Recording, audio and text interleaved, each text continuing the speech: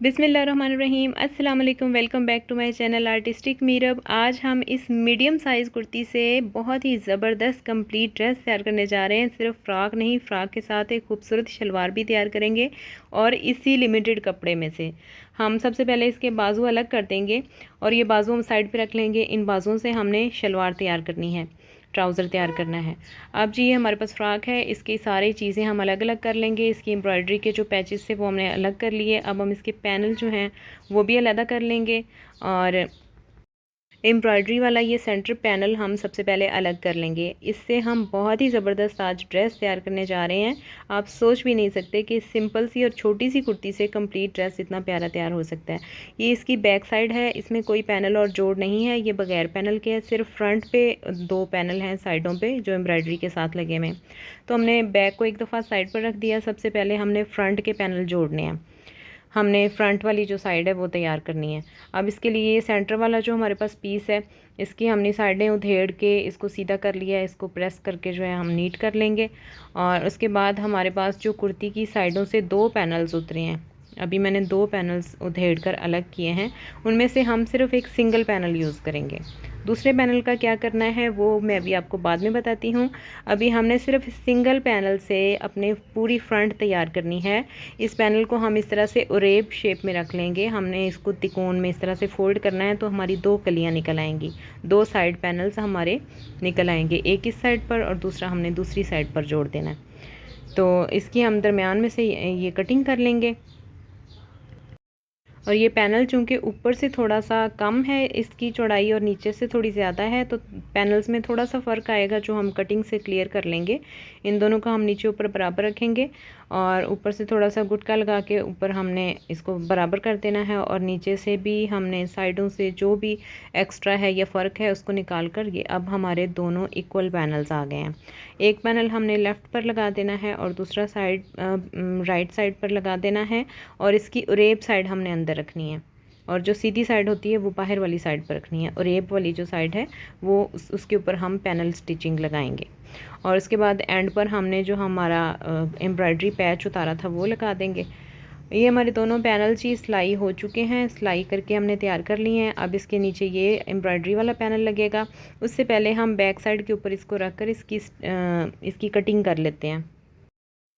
अब जी यहाँ पर आपने गौर से देखना है, यहाँ पर जो समझने वाली बात है वो ये है कि कोशिश तो करें कि आप इसको प्रेस करें, दोनों पीसेस को अलग अलग प्रेस करके दरमियान वाली क्रीज बना के उसके बाद एक दूसरे के ऊपर सेट करें, लेकिन मैंने प्रेस का इस्तेमाल नहीं किया यहाँ पर।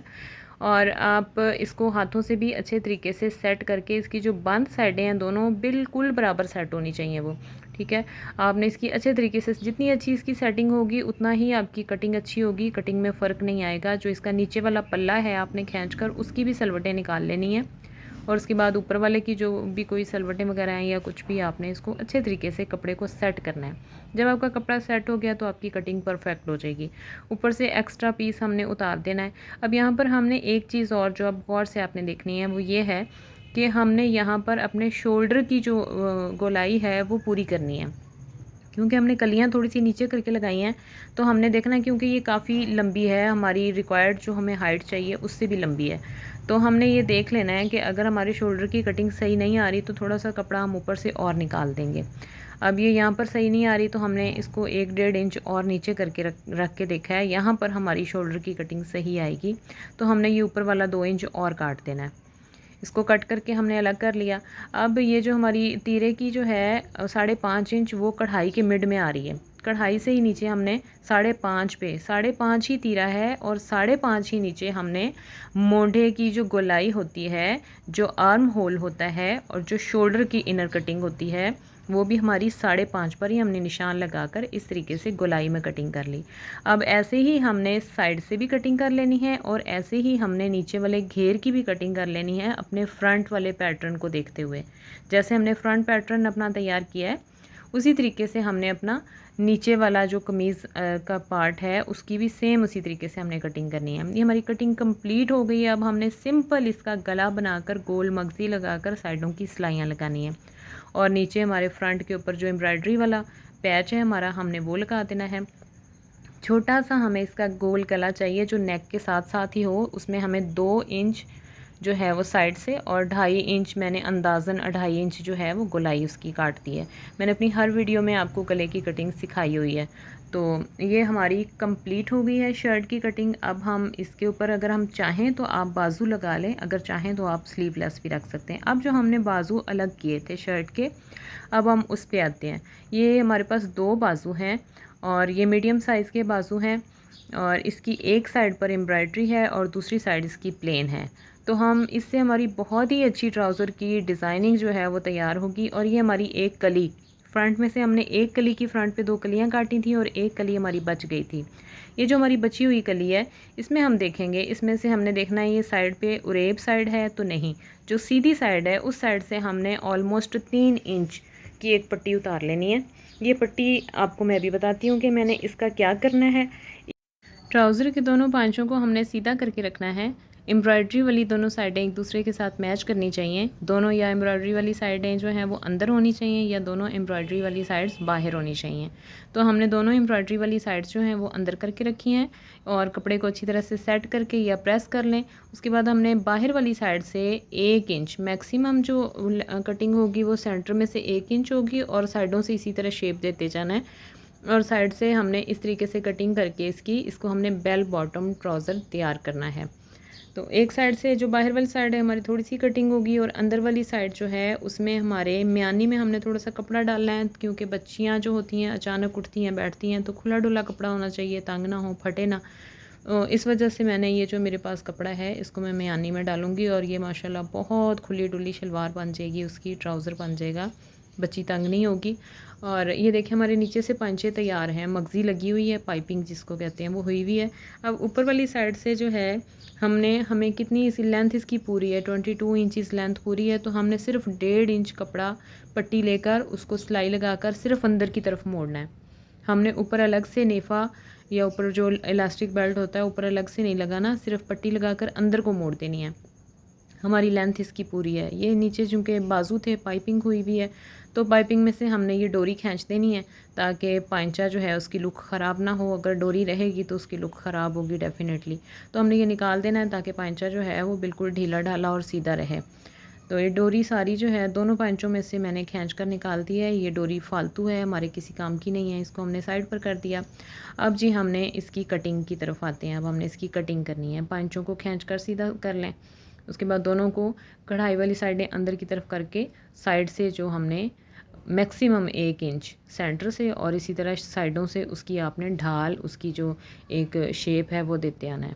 ये हमारी बाहर वाली साइड कटिंग हो गई है। अब अंदर वाली साइड कटिंग करने से पहले हमने उसकी म्यानी वाला कपड़ा सेट करके रखना है, और उससे पहले हमने अपनी ये 3 इंच वाली पट्टी काट कर अलग कर लेनी है, जो हमें ऊपर अपने नेफे पर डालने के लिए चाहिए। ये हमारी पट्टी अलग हो गई है, इसको फोल्ड करके हमने ऊपर डाल देना है। बाकी जो बचा है हमारा कपड़ा ये म्यानी में काम आएगा।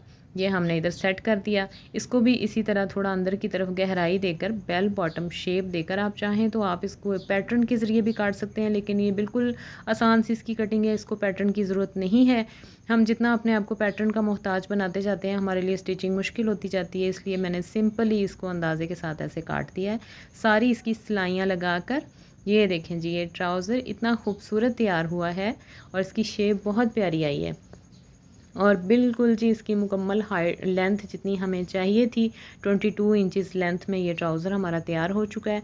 अगर ये थोड़ा सा छोटा भी हो तो कोई बुरा नहीं लगता, बच्चियों को थोड़े से शॉर्ट वाले खुले फ्लैपर हों या बेल बॉटम हों या कैप्री हों तो थोड़े से ऊंचे भी हों तो अच्छे लगते हैं, लेकिन ये मुझे बिल्कुल एग्जैक्ट जितनी हाइट चाहिए थी उतना ये तैयार हो चुका है। इलास्टिक बेल्ट मैंने उस पर डाल दिया है, और ये हमारा फ़्रॉक जो हमने कटिंग किया था सेम उसी कटिंग के ऊपर हमने सिंपल सिलाइयाँ लगाकर फ़्रॉक हमारा तैयार कर लिया है। छोटे छोटे से मैंने इसके ऊपर सिर्फ बाजू लगाए हैं। अगर आप चाहें तो आप इसको स्लीवलेस भी रख सकते हैं, लेकिन छोटे छोटे बाजू मैंने लगा दिए। मुझे एक्स्ट्रा कपड़ा जो उसमें था थोड़ा सा तो मैंने लगा दिया, अगर नहीं होता तो मैं स्लीवलेस रख देती। थोड़ा सा राउंड शेप में इसका घेर है, अम्ब्रेला स्टाइल में ये फ़्रॉक है। साइडों पर एम्ब्रॉयड्रीड इसके जो पैनल हैं बहुत खूबसूरत लग रहे हैं, और ये बिल्कुल ऐसे लग रहा है जैसे रेडीमेड हो। बिल्कुल ये हैंड स्टिचिंग इसकी नहीं लग रही कि ये घर में सिला हुआ है। इसका स्टाइल, इसकी एम्ब्रॉयड्री और उसकी बैक साइड जो है जी ये देखें, इसमें कोई पैनल, कोई जोड़, कोई कुछ भी नहीं है। जैसे ये था ना सिंगल फैब्रिक, उसी तरह हमने इसको सिंगल फैब्रिक रखा है और सादा स्टिच नीचे से लगाकर ऊपर मैंने एम्ब्रॉयड्री वाले कलर की ये ज़िप लगा दी है। जो कि मेरे पास घर में ऑलरेडी अवेलेबल थी। थोड़ा बहुत कलर का फ़र्क है लेकिन बुरी नहीं लग रही, बहुत अच्छी लग रही है। और फ्रंट वाली जो हमारी फट्टी थी उसको मैंने क्लोज़ कर दिया सिलाई लगाकर। बहुत ही खूबसूरत ये जो ड्रेस है वो एक बिल्कुल फ़ालतू और बेकार शर्ट जो मेरी पड़ी हुई थी, जो मेरे किसी काम की नहीं थी, उससे मेरी बेटी का इतना प्यारा ड्रेस तैयार हुआ है। तो आपको ये वीडियो